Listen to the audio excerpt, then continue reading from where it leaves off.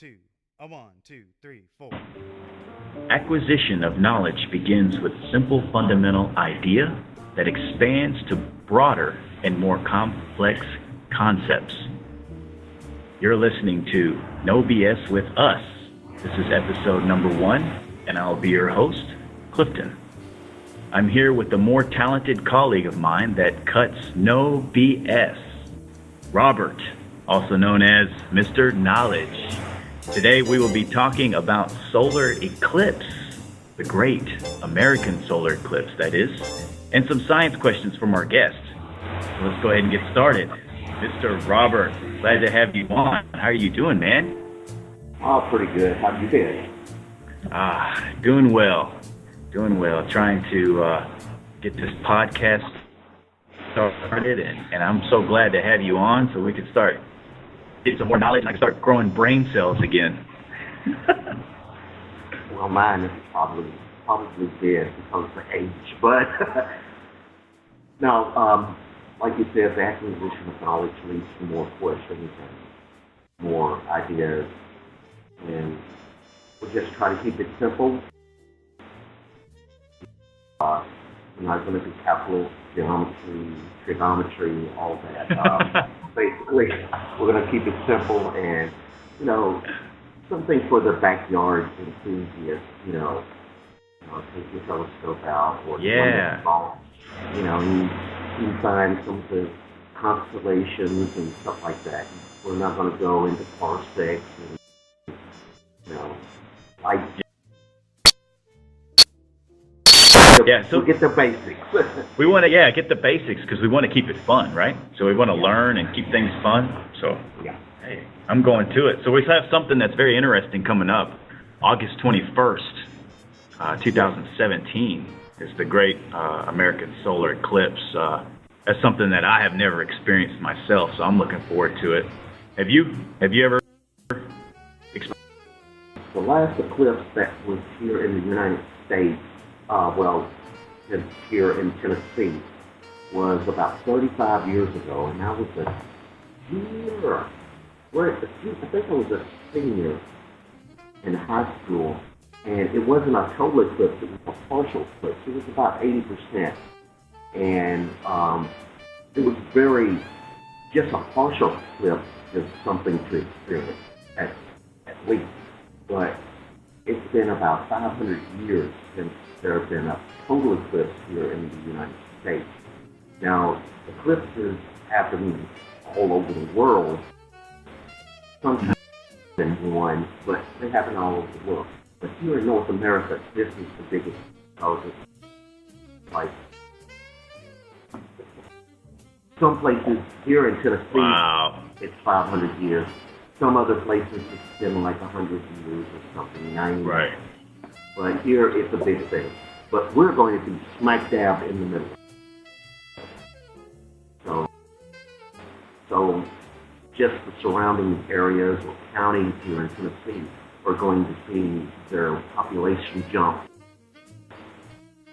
like all over the world. Even NASA scientists are here to do some experiments on the solar eclipse, and also to prove Einstein's theory of how light, gravitational effects can bend light. Yeah, so they're looking forward to that. They're definitely. Yeah, they're looking forward. That's their main project. Yeah, really. We just pray. I just pray that the weather is beautiful and. Oh God, yeah, that's true. It should be.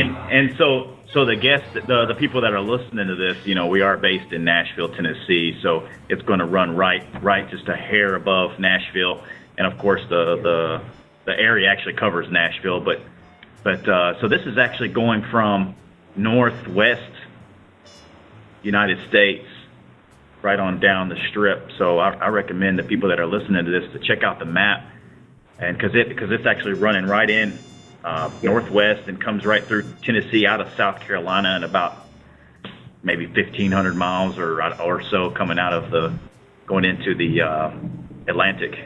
Yes, it's coming from like Oregon to yeah.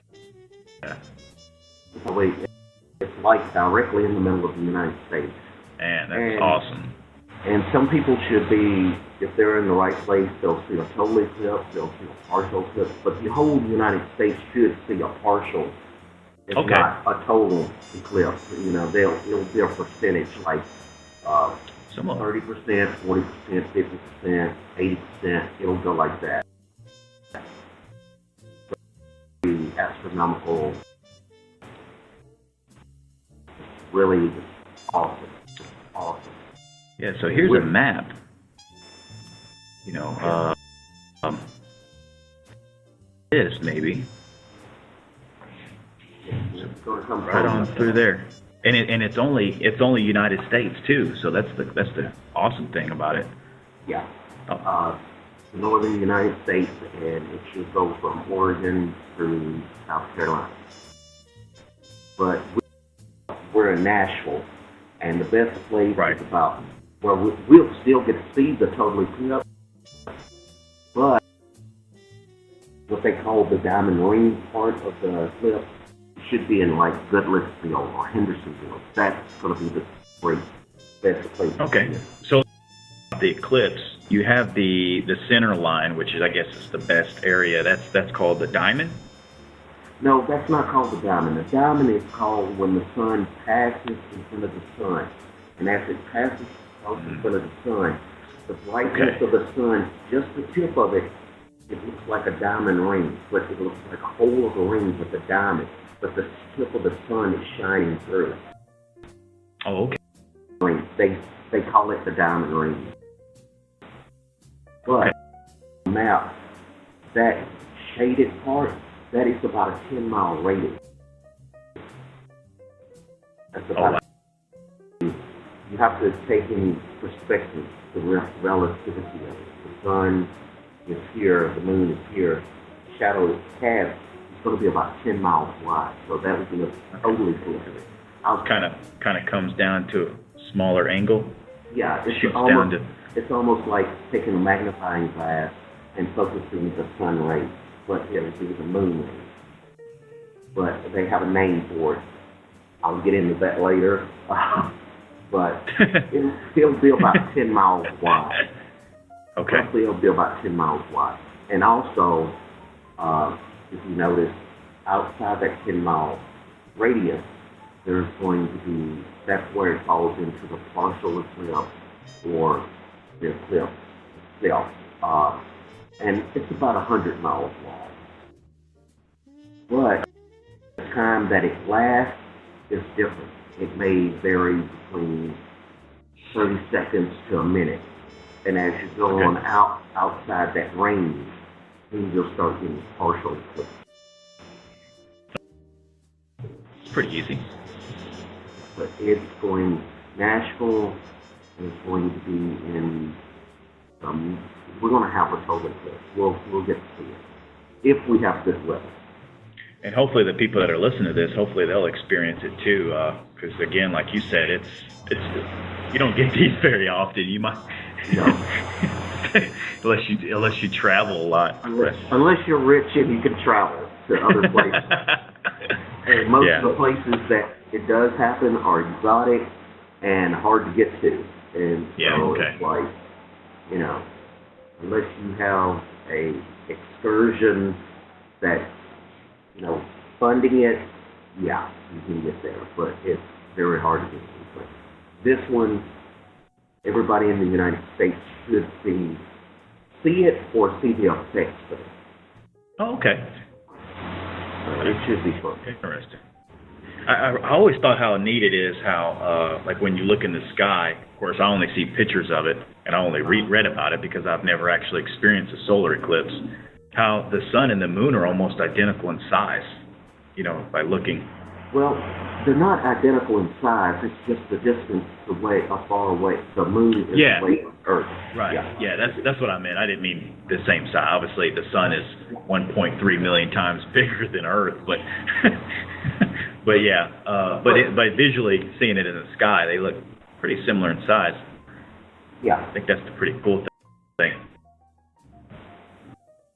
you've got the moon that's roughly 250,000 miles, and then you've got some of the sun, which is so much bigger, that's 93 million miles away. They just kind of same size, but they're really not. Yeah, its size is relative to the observer. Yeah, that's true. Yeah. It's true. But it should be really, really interesting, because there's going to be a lot of experiments done. Yeah, so I was going to ask you, like, so instead of just visualizing, the solar eclipse, what can you say that something that's, like I heard there's maybe a possible temperature drop? Yes, it should be a temperature drop, because the sun rays or the ambient heat will drop. At least it could drop up to 10 degrees or up to 15, 20 degrees. It just depends where you're at. Wow, that's pretty awesome. That's pretty awesome. It should. Sometimes if you have animals, pets and everything, they may freak out. Then again, they may not freak out. Some of the birds outside will get quiet. Some of the animals will go and actually lay down, or they kind of freak out. But because it's really an awesome sight. But there's been reports where animals freak out. Cows will start running, or horses freak out. Or anything. Just make sure they're comfortable. Yeah, humans probably will freak out too. Well, yeah. What's going on? in the first early days, back in the 3rd and 1st century, people would think that some of the myths would be a dragon invading the sun. They would go out and clang on hands and beat on drums and stuff until it passes to scare off the dragon. But now, through the modern age of technology and everything, we know that it's an astronomical phenomenon that happens throughout our history. But wow, it just depends, and a lot of people. One thing I want to touch on, you can't touch on too much, is your eye safety. And that's very important. Yeah. And I know there's some space glasses that are going out, and please be careful, because it's really, really important. You do not look at the eclipse without the glasses or solar eclipse glasses. You can get these just about anywhere, because it's a big event, but you have to make sure that they are purposed for that. Right. And that's very important. I know it comes with an N number, but I would go with a reputable dealer. There's only about 2 places that are certified to give out or make solar eclipse glasses. The name escapes me right now, but now, back in the day when I was young, they didn't make solar. They made solar eclipse glasses, but what we would do, we would get a piece of old glass and take a candle and let the soot collect on it, and it would block out most of the sun, the UVA rays. Or you can do what they call a pinhole observation. This is where you get a piece of paper, take a pen, push it through the paper, and take another piece of paper and put it on top of that, and you can see the actual sun itself, but you see the reflection of it, and you can see the moon disk over the sun, and it will give a reflection that way. Okay. Or you can get the. I used to have my dad used to weld, so I used to get his welding goggles. So they work. Okay. Yes, but I wouldn't advise it. I would just say get quality solar Eclipse classes. That way you can because you don't want to like get something wrong and you look up and then 2 days later your retina's fried. You go blind. Yeah. Okay. I'm already blind enough, so I don't need to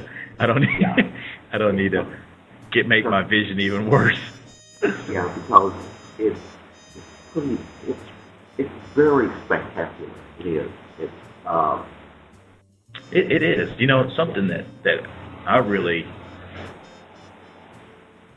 respect. Not only the whole, the nature of everything, but how NASA is able to predict this so far out, because their planetary, mechanics is just on point. You know, they knew this like last year, August 21st.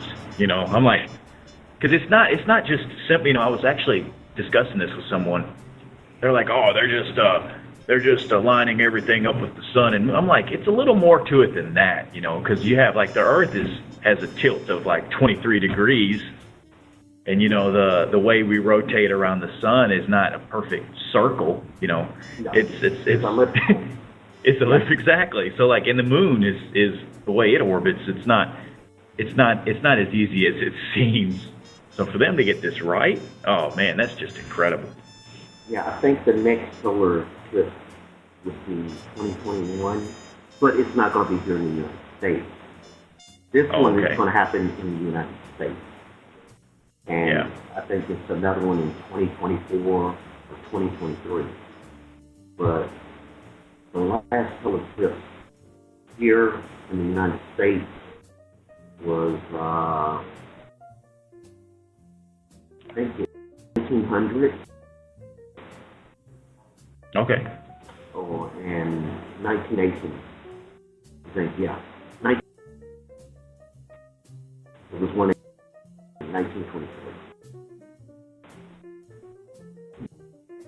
So it's been a while. Yeah.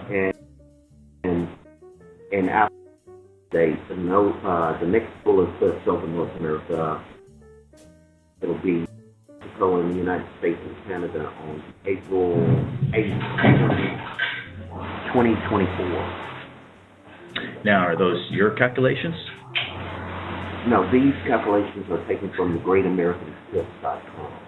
Oh, okay. All right, because I know you do a lot of calculations too, but it's pretty interesting. But I try to stay away from calculations because people are like, now you have the internet. When I was coming up, you had a library. You had to go through and do astronomical charts and star charts and stuff like that. But we can predict every solar eclipse probably for the next 5,000 years. For the next 1,000 years. We could probably. Wow. Yeah. That's pretty awesome. Yeah, that's pretty awesome. I get, hands down, that's pretty neat. Yeah. That's pretty neat. I recommend people looking into that and checking it out, because just the moon just orbiting Earth is just on its own. It keeps us safe. The moon actually keeps us safe. How everything works is just, we're exactly 93 million miles away, or just a little under, like a few miles. It depends on the orbit, or where we're at in the orbit. But that's just like right in the habitat zone. It's like perfect. And I also heard that we're orbiting 1,000 miles per hour. That right there keeps us perfect within our, not perfect, but like the physics and to make us. Oh, the dog. The lightning just struck, and it just killed everything in here. Oh, was that lightning? Yeah. That glass was. Hey. We are now back with No BS with us. We had to take a commercial break. There was some lightning going on, and disturbing and interrupting the video, but we are back with Mr. Knowledge. And so we were discussing the solar eclipse, and during the break I had a couple questions that came in from our listeners. So I'm going to go ahead and see if I can go ahead and grab one. This one's from Richard. Richard's in Tennessee, and he asked, I guess it's to you, Mr. Robert, what are the different shadows called in the eclipse?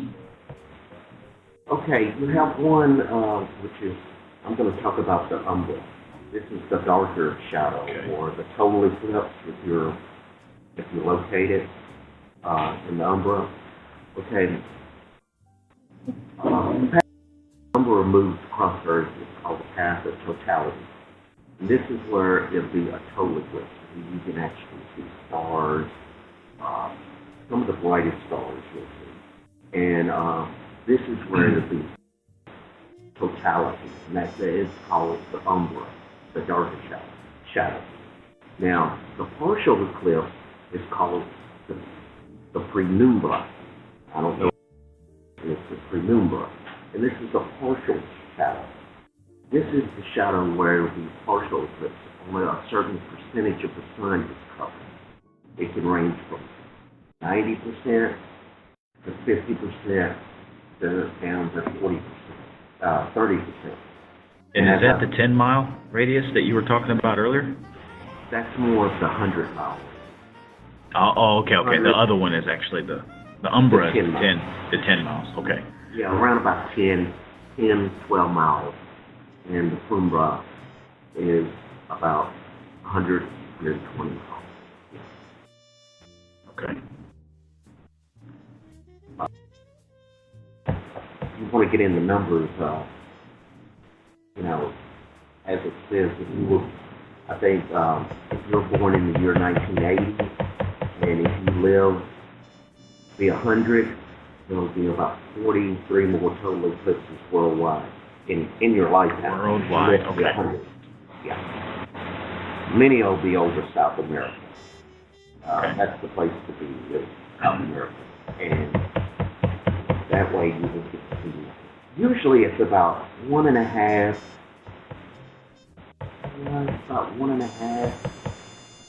About somewhere on there, it's about 1.5 years. You'll see there's a total eclipse can be visible somewhere on there. Okay. 1.5 years. So it's being rare in the United States. That's why there's so much excitement. Like, wow, this hasn't happened since 1989 or right. 89, 1988 or 89 or something like that. So that's why it's like wow. So It is awesome. I've been waiting 37 something years for this. Yeah, so you're ready. You're ready for that. So on go ahead. August 21st, most of the continent will see a partial eclipse. It's depending on where you are, but it's only being visible along the path of totality, which is about 60 to 70 miles. Well, yeah, about 60 to 70 miles wide at any given point. For the path, the less noticeable. But everybody will see it. Some part of it, some part. That's pretty neat. So you hear it, fellas and fellarettes. You'll definitely see a partial solar eclipse coming up. It's very. We've got a second question here from Jacob. He said, "How long will the eclipse last if you're in the path of the eclipse?" So I guess it just depends if you're in the umbra or not, right? How long it will usually last? Yeah. Usually it will be from 2 to 2.5 minutes. It just depends where you're at. In the total eclipse, it'll be about 2.5 minutes. Okay. If you're outside, the umbra. it just depends.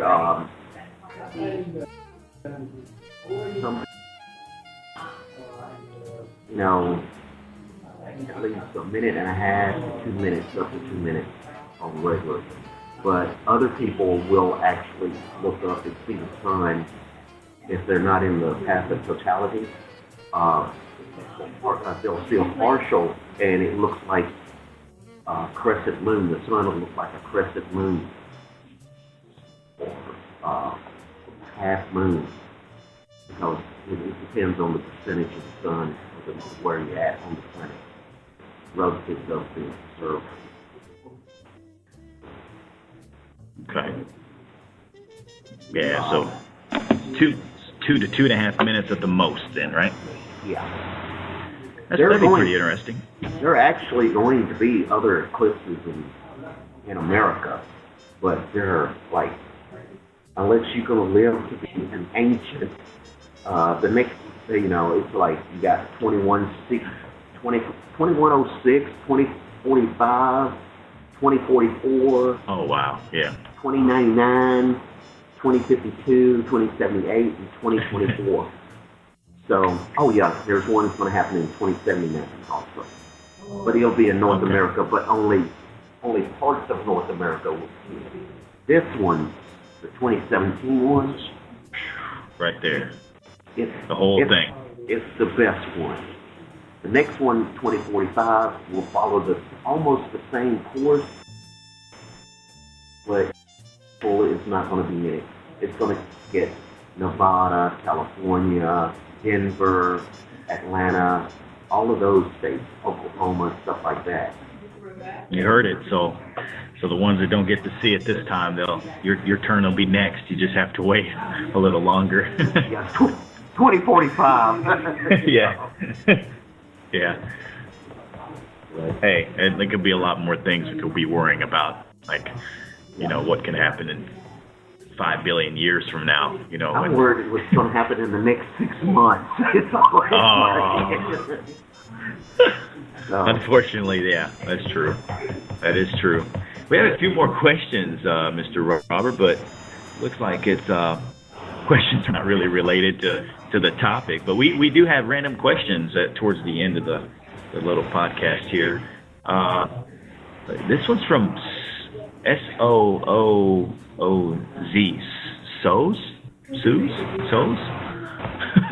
So's? Okay.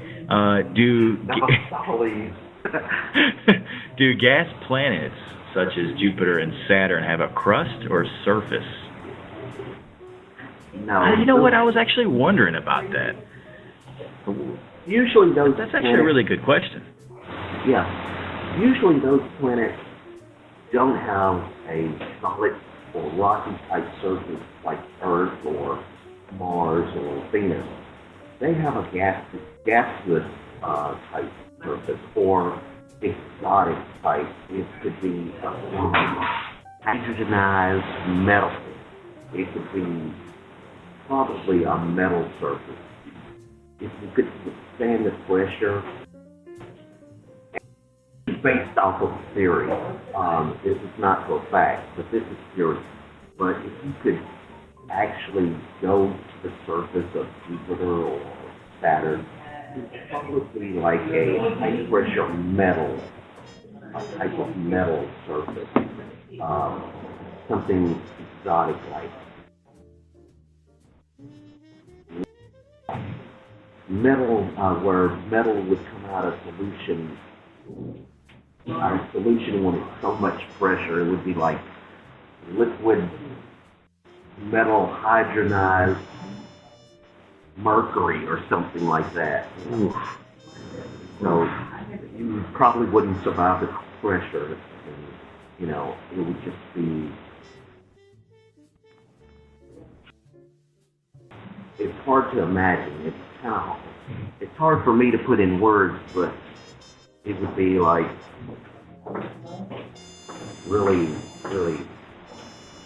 It would be very, very interesting because it would be like molten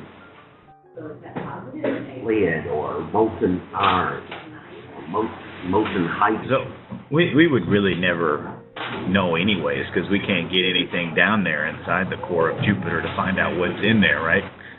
the pressures are so high, it would, any probe, we sent a probe earlier, back in the early 90s, and it actually was crushed by the atmosphere. It got down to a certain, I think it got down to about 30,000 feet or something, and it was crushed just from the pressures, and it was just up.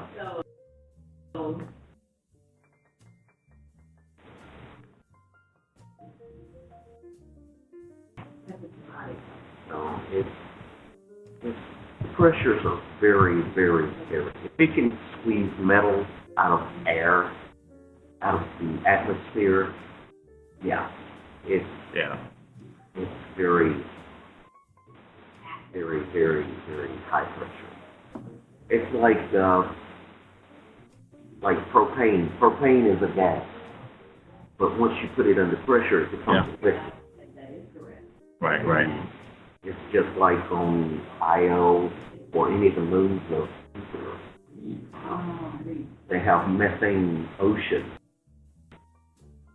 Methane atmosphere is condensed out of the atmosphere, and it falls like rain on some of the moons of Jupiter. Mm-hmm. But here, methane is flammable, but if you were to go to one of the moons that had methane on this planet, like we have water in oceans and lakes, streams, you could actually take fire and try to burn it. It wouldn't burn. But you take oxygen from that type of atmosphere, it was like a bomb. Right. Compressed oxygen is like a bomb. Vice versa. So does Saturn have the pressure and the craziness that's going on like Jupiter does? Yes, this is gas.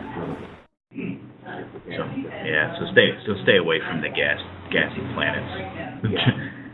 But they actually saved the Earth from meteors, impacts, stuff like that.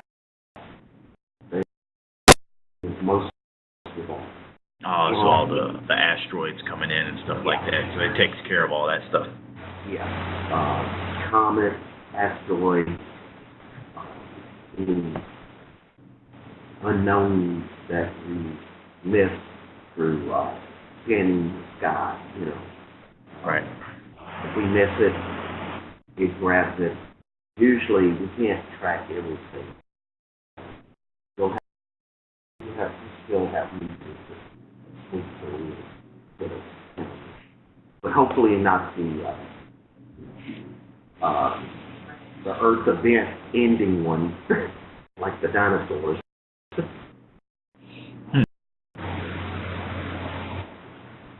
So getting pictures from space, this goes to our next question here. It's pretty interesting. It's actually a very good question.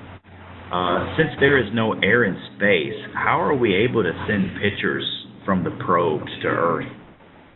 Something that I couldn't comprehend. That's from Tiffany. Yeah. So we get these photos from our probes coming in, and they travel at light speed. So are they not? So like air molecules are able to the molecules bump into each other, and it causes so out in space it's called ether. Am I right or am I wrong? Well, ether is another form. That's something that Einstein came with his relative. We'll touch on that later at a later date because it's like they explain that. But space is not a complete vacuum. Unlike everybody believes, it's not a complete vacuum. But the way we get radio messages or radar, what we do and what it is like radio messages travel at the speed of light. Okay. Now in space is not going to interfere with that. The only thing that would interfere with communication is a solar storm, sunspot, or some type of electromagnetic anomaly. That will affect, that's some of the things that will affect radio transmission. Otherwise, it's not going. It's just like the internet. When you get on Wi-Fi or the internet, it's like you The don't Ethernet see cable. it. Yeah, it's not going through the air. It's actually traveling through digitalized information. That's what that is. So, Okay. same thing. It's using using the electromagnetic wavelength of something to transmit.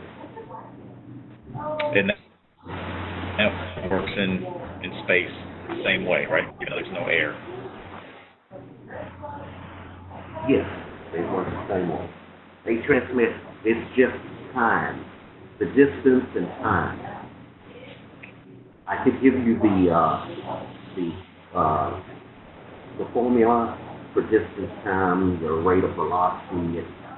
So you're getting into physics, and that's we're backyard astronomers. We're not So just we're not astrophysicists, because if you get into astrophysics, you're going to lose people.